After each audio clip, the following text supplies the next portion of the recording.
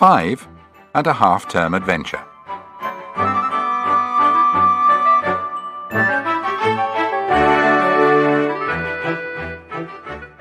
The 5 were at Kirin Cottage for a short half-term holiday. For once, both the boys' school and the girls' school had chosen the same weekend. It hardly ever happens that we can spend half-term together. And what luck to have such lovely weather at the beginning of November. 4 days off. What shall we do? Bathe. What? Bathe in November? You must be mad. I can't allow that, Julian. Really, I can't. Only joking, Aunt. Don't worry. We haven't got our swimsuits here. Let's walk over to Windy Hill. It's a grand walk, by the sea most of the way. And there may be blackberries and nuts still to find. Timmy put his big paw on Dick's knee. He was always hoping to hear that magic word, walk. Yes, let's do that. Aunt Fanny, shall we take a picnic lunch? Or is it too much bother to prepare? Not if you help me. Come along. We'll see what we can find. But remember, it gets dark very quickly in the afternoon now, so don't leave it too late to turn back. The 5 set off half an hour later, with sandwiches and slices of fruitcake in a knapsack carried by Julian. Dick had a basket for any nuts or blackberries. His aunt had promised a blackberry and apple pie if they did find any berries for picking. Timmy was very happy. He trotted along with the others, sniffing here and there and barking at a curled-up hedgehog in a hole in a bank. Now leave it alone, Timmy. You must have learned by now that hedgehogs are not meant to be carried in your mouth. Don't wake it up. It's gone to sleep for the winter. It's a heavenly day for the beginning of November. The trees still have their leaves, all colours, red, yellow, brown, pink, and the beeches are the colour of gold. Blackberries. Dick had caught sight of a bush whose branches were still covered with the black fruit. As soon as the blackberries were seen on bushes here and there, the 5 slowed up considerably. The blackberries that were left were big and full of sweetness. I say, taste them. They're as sweet as sugar. They melt in my mouth. Try one, Timmy. But Timmy spat the blackberry out in disgust. Manners, Timmy, manners. It was a good walk, but a slow one. They found a hazelnut copse and filled the basket with nuts that had fallen to the ground. 2 red squirrels sat up in a nearby tree and chattered at them crossly. This was their nut copse. You can spare us a few. I expect you've got hundreds hidden away safely for the winter. They had their lunch on the top of Windy Hill. It was not a windy day, but all the same, there was a good breeze on the top, and Julian decided to sit behind a big gorse bush for shelter. We'll be in the sun and out of the wind then. Spread out the lunch, Anne. I feel terribly hungry. I can't believe it's only 1 o'clock, Julian. Well, that's what my watch says. Ham and lettuce together. Just what I like. Get away, Tim. I can't eat with you trying to nibble my sandwich too. It was a magnificent view from the top of the hill. They munched their sandwiches and gazed down into the valley below. A town lay there, comfortably sprawled in the shelter of the hills. Smoke rose lazily from the chimneys. Look, there's a train running along the railway line down there. It looks just like a toy one. It's going to Beckton. See, there's the station. It's stopping there. It really does look like a toy train. Now it's off again. On its way to Kirin, I suppose. Any more sandwiches? What? None? Shame. I'll have a slice of cake then. Hand it over, Anne. They talked lazily, enjoying being together again. Timmy wandered from one to the other, getting a titbit here and a scrap of ham there. I think I can see another nut copse over there. The other side of the hill. I vote we go and see what nuts we can find, and then I suppose we ought to be thinking of going home. The sun is getting awfully low, Ju. Yes, it is.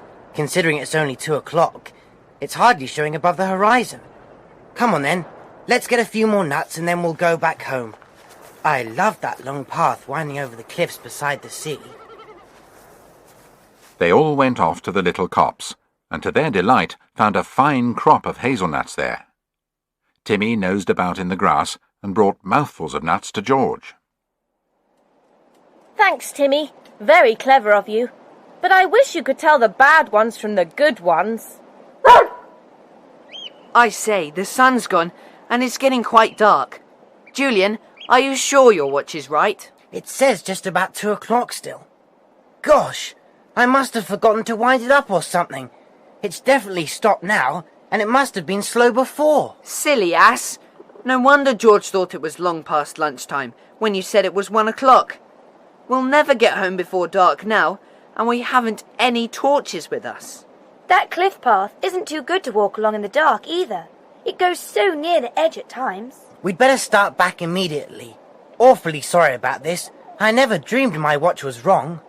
I tell you what would be a better idea. Why don't we just take the path down into Beckton and catch the train to Kirin? We'll be so late if we walk back, and Mother will be ringing the police about us. Good idea, George. Let's take the path while we can still see. It leads straight down to the town.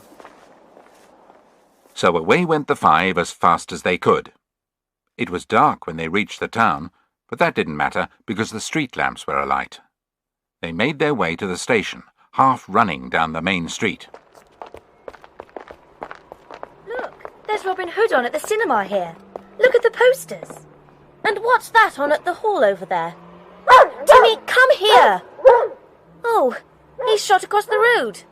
Come here, Timmy. He's running up the steps of the town hall. Look, there's a big dog show on there, and old Timmy must have thought he ought to go in for it. He smelt the dogs there. Come on, let's get him, or we'll lose the next train. The hall was plastered with posters of dogs of all kinds. Julian stopped to read them, while George went in after Timmy. Some very valuable dogs here. Some beauties too. Look at the picture of the white poodle. Ah, here comes Tim again, looking very sorry for himself. I bet he knows he wouldn't win a single prize, except for brains. It was the doggy smell that made him go to see what was on. He was awfully cross because they wouldn't let him in. Hurry up. I think I can hear a train coming. They all raced down the road to the station, which was quite near.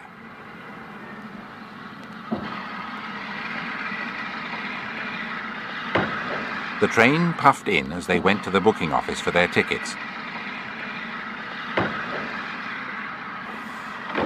The guard was blowing his whistle as they rushed onto the platform.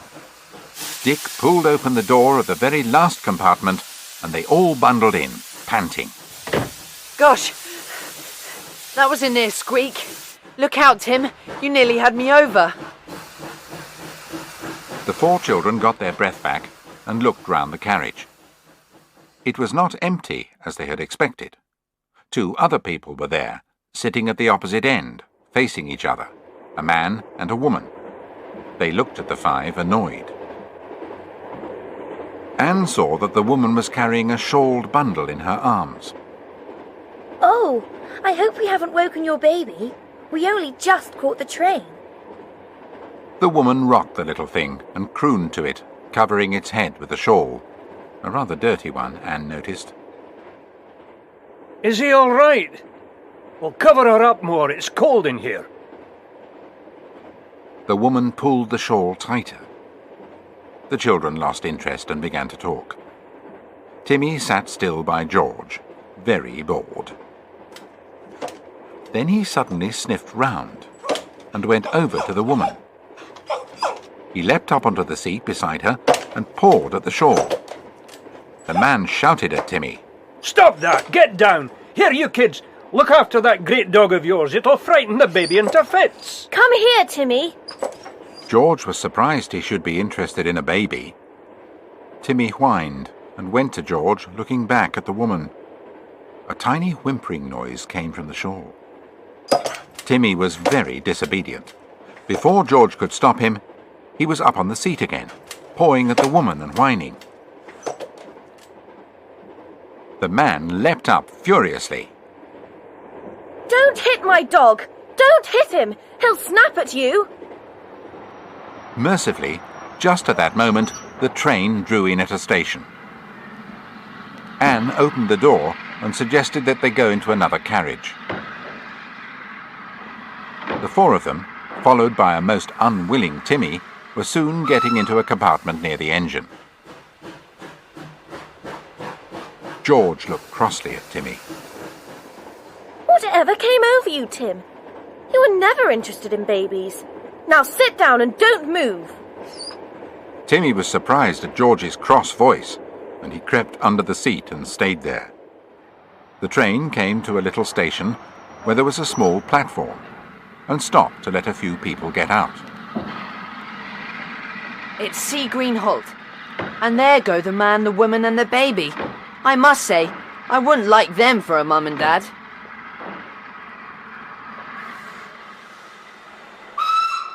It's quite dark now. It's a jolly good thing we caught the train. Mother will be getting worried. It was nice to be in the cosy sitting room at Kirin Cottage again, eating an enormous tea and telling George's mother about their walk. She was very pleased with the nuts and blackberries.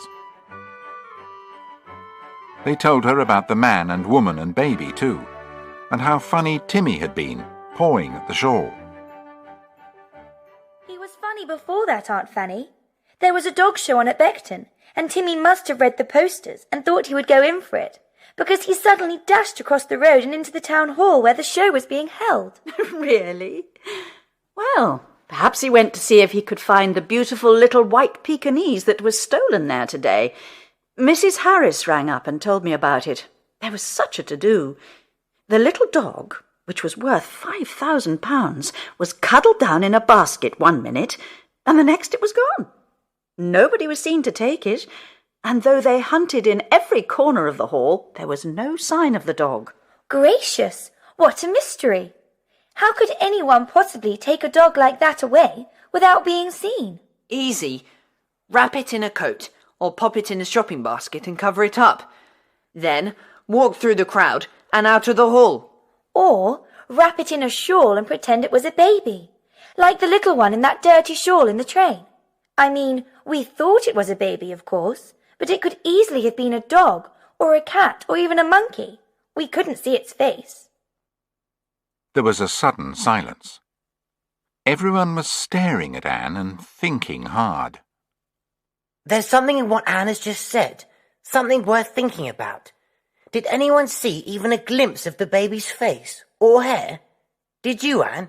You were the nearest. No, I didn't. I did try to see, because I like babies, but the shawl was pulled right over the face and head. And don't you remember how interested Timmy was in it? He's never interested in babies, but he kept on jumping up and pawing at the shawl. And do you remember how the baby whimpered? It was much more like a little dog whining than a baby, now I come to think of it. No wonder Timmy was excited. He knew it was a dog by the smell. I say, this is jolly exciting. I vote we go to Sea Green Holt and snoop around the tiny village there. No, I will not have that, Julian. It's as dark as pitch outside, and I don't want you snooping around for dog thieves on your half-term holiday. Oh, Aunt! Ring up the police. Tell them what you've just told me. They'll be able to find out the truth very quickly, and they will be sure to know who had a baby and who hasn't. They can go round snooping quite safely. All right. Julian was sad to have a promising adventure snatched away so quickly. He went to the phone frowning. Aunt Fanny might have let him and Dick slip out to Sea Green in the dark. It would have been such fun. The police were most interested and asked a lot of questions. Julian told them all he knew, and everyone listened intently. Then Julian put down the receiver and turned to the others, looking quite cheerful again. They were jolly interested, and they're off to Sea Green Village straight away in the police car. They're going to let us know what they find. Aunt Fanny, We cannot go to bed tonight till we know what happens. Oh, No, please, we we can't can't. go to bed. Please, Aunt, please. Very well. Oh, what a collection of children you are. You can't even go for a walk without something happening. Now, get the cards out and let's have a game. They played cards, listening for the ringing of the telephone. But it didn't ring. Supper time came and still it hadn't rung. It's no go, I suppose. We probably made a mistake. Someone's coming. Listen, it's a car.